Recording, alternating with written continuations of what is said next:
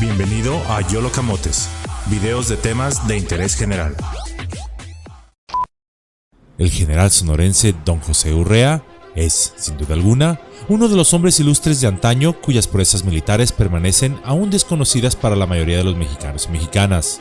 En la Guerra de Texas fue el único de los militares de alto rango que se impuso a los tejanos y a los mercenarios enviados por los Estados Unidos a apoyar la separación de Texas del territorio mexicano, derrotándolos en el Fuerte Goliat, haciendo prisioneros al comandante Fanning, quien defendía dicha fortaleza, así como 300 de sus hombres y apoderándose de gran cantidad de parque el 20 de marzo de 1836. Durante la intervención norteamericana en 1846, fue también de los pocos que lucharon en la batalla del castillo de Chapultepec. Hoy deseo platicarte un poco de este general olvidado y que merece que se le recuerde. Es por eso que Yolo Camotes tiene el honor de traerles el día de hoy, General José Urrea, el soldado de la patria. El general José Cosme de Urrea Elías nació el 19 de marzo de 1797 en el presidio de San Agustín de Tucson, en aquella época perteneciente a las provincias de Sinaloa y Sonora en la Nueva España, actualmente solo Tucson, Arizona. Hijo de una familia ilustre de exploradores, políticos y militares, su padre fue el militar teniente Mariano Urrea y su madre doña Gertrudis Elías González. Su abuelo, Bernardo de Urrea, fue un ilustre explorador muy cercano a los virreyes de la Nueva España y fundador de la localidad de Altar, en Sinaloa. Como dato extra, el nombre que lleva el estado de Arizona en los Estados Unidos se atribuye al rancho de su abuelo, el rancho Arizona de Bernardo de Urrea.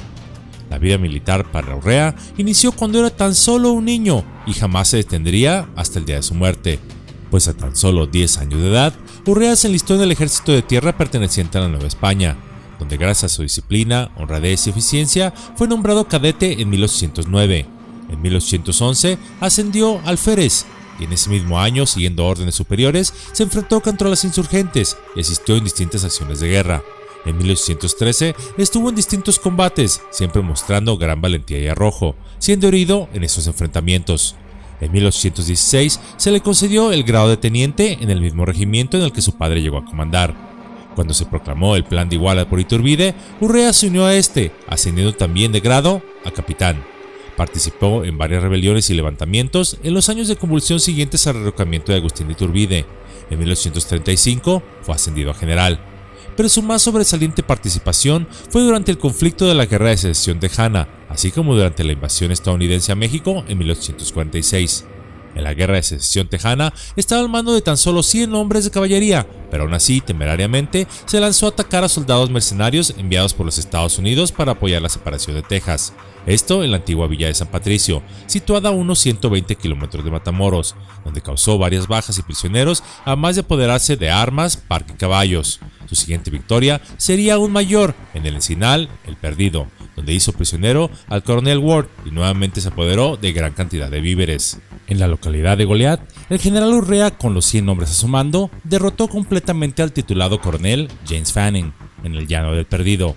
Fanning, envalentonado por el apoyo militar de los Estados Unidos, salió al encuentro de Urrea con 1,500 mercenarios y 6 cañones de batalla. Como dato extra, el coronel Fanning fue uno de los colonos estadounidenses que se trasladó a Texas, donde a pesar de que estaba prohibido la tenencia y el tráfico de esclavos, él continuó haciéndolo, liberó a sus esclavos solo en teoría, pues estos estaban aún con él. Fanning traía ilegalmente esclavos a México desde el Congo a través de Cuba. A partir de 1835 se dedicó a reclutar voluntarios en los Estados Unidos y conseguir financiamiento para organizar un movimiento independentista contra el gobierno mexicano, ofreciendo tierras en Texas a cambio de ello. En una carta escrita por el propio Urrea, este relataba: estando fuera de la ley los aventureros, refiriéndose a los mercenarios pagados por los Estados Unidos, que se introducen en Texas atinados para favorecer la revolución de los colonos, los prisioneros se han pasado por las armas. Cierro cita. Urrea se refería a la ley promulgada el 27 de noviembre de 1835, en cuyo cumplimiento la Guerra de Texas se hacía sin cuartel. Además, habían recibido órdenes de Santana de pasar por armas a todos los prisioneros, los cuales se estima fueron 332. Entre ellos se encontraban el coronel Fanning y el teniente William Ward. Hoy se conoce a este hecho en los Estados Unidos como la masacre de Goliat. Como dato extra, Urrea no estuvo a cargo de los fusilamientos. De hecho, Urrea ya se había trasladado a la localidad de Guadalupe Victoria, hoy Victoria, Texas, para continuar con las acciones militares, dejando a los prisioneros a cargo del coronel Francisco Garay. Cuando Urrea se enteró de las órdenes de Santana, Urrea, muy molesto, expresó oficialmente que esto había sido un deshonor, pues ellos eran soldados y no carniceros. Sin embargo, era ya demasiado tarde, los prisioneros ya habían sido ejecutados. Debido a las continuas victorias de Urrea, Santana decidió quedarse en Texas y personalmente acabar con la rebelión de los colonos estadounidenses. Sus motivos no eran en sí tan patrióticos, obedecían más a la envidia sobre que Urrea fuera el que pudiese derrotarlos, pues Urrea hubiera sido visto en México como un héroe, y un héroe podía ser presidente. Pero Santana fue vergonzosamente derrotado en San Jacinto por el regimiento de Samuel Houston. Se le declaraba prisionero de guerra y, temeroso de ser fusilado, ordenó a su segundo jefe, el general italiano don Vicente Filisola, que retirara las tropas y avisara al general Urrea y Gaona para que hicieran lo mismo. Filisola había sido nombrado segundo al mando por Santana. Urrea le insistió a Filisola que no obedeciera esa orden por encontrarse Santana prisionero.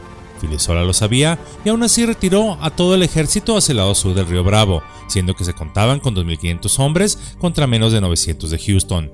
Urrea se negó a obedecer y notificó al Congreso de la Nación lo ocurrido, el que destituyó inmediatamente a Filisola y nombró al general en jefe de las Fuerzas Armadas al general Urrea, ordenándole continuar la lucha. Pero para ese entonces ya se habían perdido las posesiones y los suministros para el ejército mexicano no llegaban, algo de lo que personajes heroicos como Nicolás Bravo se hicieron cargo de sabotear aquellos esfuerzos mexicanos por retener la provincia de Texas, por lo que el general Urrea les contestó en una carta: demasiado poco y demasiado tarde. El Congreso de la Unión llamó a Filisola para que éste fuese juzgado por un consejo de guerra, pero fue absuelto.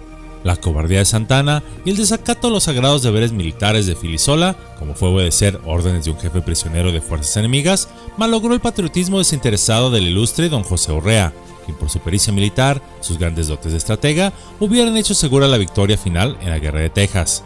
Hoy se sabe que Santana, Filisola y otros héroes de este periodo pertenecieron a asociaciones políticas que habían acordado la separación de la región de Texas aún antes de la misma independencia de México de España, por lo que muchas de estas acciones de alta traición podrían tener sentido.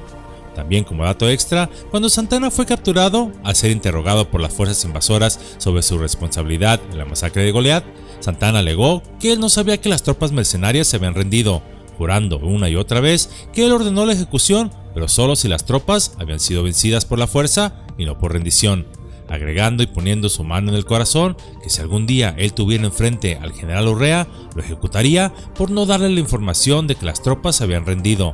Hay muchos aún hoy en día que defienden a Santana, y ciertamente habrá tenido muchos talentos, pero la estrategia militar y la valentía ante un enemigo superior nunca fueron sus fuertes.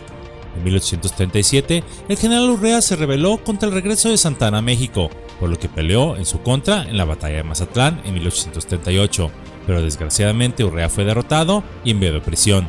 Tiempo después, el general Urrea fue liberado para defender a México de los franceses en 1838. Después, intentó dar otro golpe de estado, trasladándose desde Sonora hasta la Ciudad de México, derrocando al presidente Bustamante en 1840, pero cometió el error de dejarlo libre para que éste luego regresara a deponerlo a él. En aquel entonces, México se debatía entre dos sistemas, el centralista y el federalista. Urrea era partidario del federalista, mientras que Bustamante del centralista. Urrea fue entonces perseguido, desterrado y amenazado anduvo a salto de mata con el peligro de perder su vida en cualquier momento, refugiándose en Durango. La Junta Departamental de Durango, con valentía desusada, solicitó al Supremo Gobierno de la República se integrara al general Urrea al pleno goce de sus derechos, empleos y honores. En la exposición de motivos, entre otras cosas, decía: la gloria de México será siempre inseparable del general Urrea cuando la imparcial historia escriba la guerra de Texas. Ella lo representará tan valiente en la refriega como clemente en el triunfo, infatigable en la campaña sin que nunca se detuviera en contar las filas de sus enemigos. Ella lo representará custodiando un número de prisioneros mayor que el de sus soldados y caminando de triunfo en triunfo, participando de las penurias del soldado y compartiendo con él su escaso pan, y volviendo de la campaña más pobre que cuando la abrió. Hoy ha variado el destino de aquel general desgraciado. La fortuna lo pone bajo las órdenes de un soldado. El bastón cambia en cadenas. El azar hace un delincuente del que pudo ser un héroe. La envidia lo persigue. El aspirantismo lo asesina. Y ahora hasta lo llaman cobarde, los cobardes que nunca vieron la cara al enemigo. Aquellos que lo colmaron de encomios, que temblaban a su voz en los días de su ventura. Cierro cita. Reintegrados sus honores y grados militares, luego vino la guerra de invasión a México por parte de los Estados Unidos, y a raíz de la desafortunada batalla de la Angostura en febrero de 1847, a mando de ¿quién creen? Del heroico Santana, lo encontramos en marzo de ese mismo año operando en Nuevo León a retaguardia del invasor. Contando con tan solo 400 hombres, Urrea decidió llevar a cabo una guerra de guerrillas. Así, le vemos capturar un convoy al enemigo, quemándole casi un centenar de carros y causándole alrededor de 200 bajas entre muertos, heridos y prisioneros. En otra ocasión, capturó más de 120 carretas llenas de provisiones, las cuales fueron escondidas en la hacienda de Guadalupe en Marín, Nuevo León. Algunas de estas carretas fueron saqueadas por los campesinos, ocasionando que un mes después el ejército norteamericano tomara venganza, ya que les encontraron pertenencias de su ejército, ocasionando la llamada Masacre de Guadalupe, donde más de 25 marinenses, en un falso juicio sumario, fueron ejecutados y enterrados ahí mismo. Sus nombres se conocen en la actualidad, entre ellos el de Eugenio Olivas, abuelo del ilustre profesor, escritor y educador mexicano Pablo Olivas. El nombre de Urrea causaba tal temor entre los estadounidenses que ante el rumor de que el general mexicano se acercaba o estaba en la región donde ellos iban avanzando, cundía el terror entre las tropas invasoras, muchas de las cuales preferían desertar antes que enfrentarse a Urrea. En una carta fechada en marzo 14 de 1847 que Urrea envió a su madre, el general le presumía que había capturado más de 400 carros y les había hecho perder más de 1,5 millones de pesos a los estadounidenses, el equivalente, más o menos, a 300 millones de pesos del día de hoy. Estaba tan seguro de sí mismo que le explica animado a su mamá que si tan solo tuviera 500 caballos y 1,000 infantes, podría poner fin a la guerra. Urrea fue de los pocos que participó en la batalla de la Ciudad de México el 13 de septiembre de 1847, mientras otros héroes como Santana preferían luchar a través de su espíritu solidario y desde más lejos, mejor. O como Juan Álvarez, que arguyó que el terreno de batalla no era apto para su caballería, pero sí lo era para ser de los primeros en evacuar la Ciudad de México. Mientras tanto, las mermadas fuerzas de Urrea luchaban con desesperación hasta la última bala, el mismo día que los niños héroes caían en Chapultepec, y los estadounidenses ganaban con la colaboración consciente o inconsciente de Santana, Juan Álvarez, Gómez Farías y otros más que boicotearon la defensa nacional desde sus posiciones de poder. Urrea seguramente hubiera continuado aterrorizando a los invasores de México con su brillante actuación militar, pero ya la muerte lo acechaba, falleciendo al año siguiente. Sobre el día, aún los expertos no terminan de ponerse de acuerdo. Algunos dicen que el 1, otros el 19, e incluso hay quien dice que fue el 31, pareciendo que incluso la muerte misma se confundió en el día que se lo llevó, sin poderlo vencer completamente. Pero todos coinciden que fue el mes de agosto de 1849, cuando sería víctima mortal del cólera. Se dice que en su lecho de muerte, Urrea aún hacía fuertemente su espada en su mano. Urrea dejó este mundo sin haber visto el triste fin de la intervención norteamericana y afortunadamente sin ver a México decapitado de más de la mitad de su territorio. Urrea tampoco fue un santo, fue humano como todos lo somos. Algunos lo acusan de ser un hombre ambicioso, miembro también de sociedades políticas semisecretas, siempre rebelándose y cambiando de bando, desafiando a las autoridades gubernamentales a través de cuartelazos, deserciones, desobediencias y pronunciamientos como cuando no quedó como gobernador. Pero lo cierto es que el general Urrea, desde los 10 años y hasta el final de sus días, luchó de manera brillante, militar, política e ideológicamente contra enemigos internos y externos.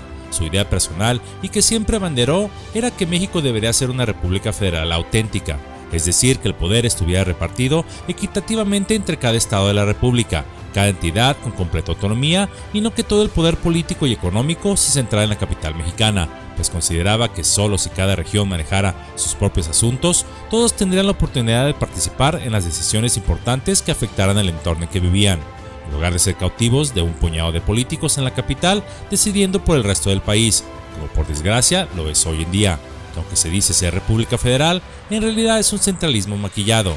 Urrea nos decía que así la riqueza y el poder de esta manera estarían más equilibrados, menos monopolizados, y que la gente viviría mejor y sería más feliz. Desde joven percibió el espíritu del mexicano, vio en él un rayo de esperanza y de grandeza. Ningún soldado lo hubiera seguido en el campo de batalla si no hubieran visto en él a un líder sincero, acompañándolo victoria tras victoria. Urrea llegó a advertir como una profecía que se cumpliría muchas veces con el paso de los años e incluso de los siglos, que si los mexicanos continuaban luchando entre sí mismos por el poder, los Estados Unidos u otra potencia extranjera se aprovecharían de la nación.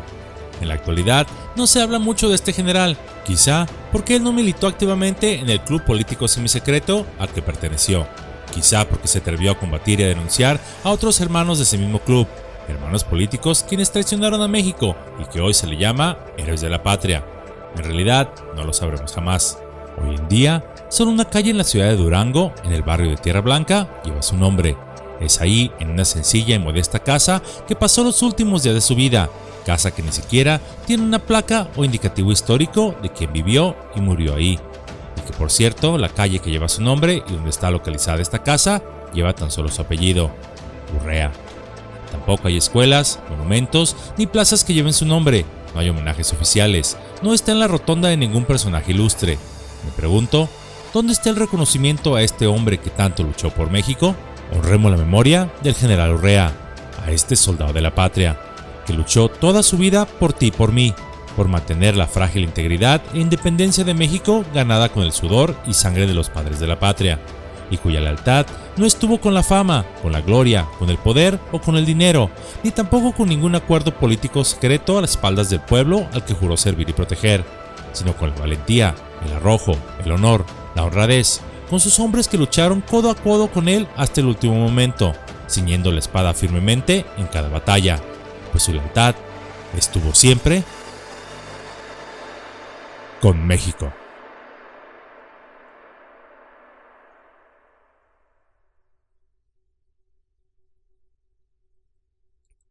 Gracias por tomarse su valioso tiempo para ver este sencillo video. Si fue de su agrado, les invito a que le den su pulgar arriba y gracias por compartir esta sencilla cápsula con sus amigos.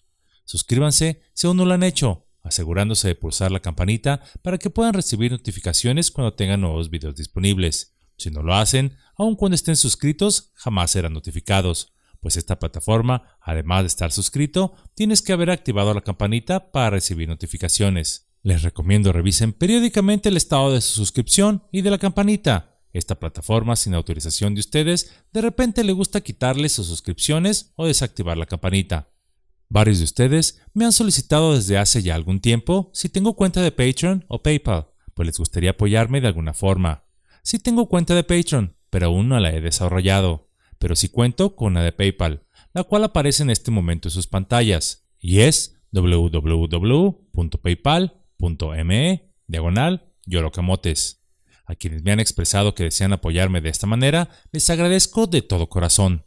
Todos los que me han seguido desde el inicio de esta aventura en el saber de la historia de México y Latinoamérica saben que yo hago esto más que nada por compartir un poco lo mucho o muy poco que sé, y más que nada despertar en ustedes la curiosidad para que por sí mismos descubran que somos más de lo que creemos o nos han hecho creer que somos. Les invito también cordialmente a echarle un vistazo a mis redes sociales y visitar la página yolocamotes.com. El que me regalen un poco de su tiempo con cada video, así como sus comentarios positivos, me ayuda y anima a continuar trayéndoles estas sencillas historias y relatos poco conocidos de lo que es el vasto y hermoso México, así como todos los bellísimos países hermanos de habla hispana con los que compartimos sangre, historia, lengua, cultura y un sinfín de cosas en común. De antemano, por todo ello, muchísimas gracias.